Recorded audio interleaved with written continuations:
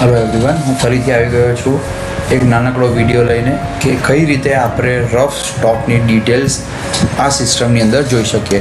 તો એ માટે આપણે સ્ટોક મેનુમાં જવાનું છે. સ્ટોક મેનુમાં ફોર્થ ઓપ્શન તમે જોઈ શકો છો, રફ સ્ટોક.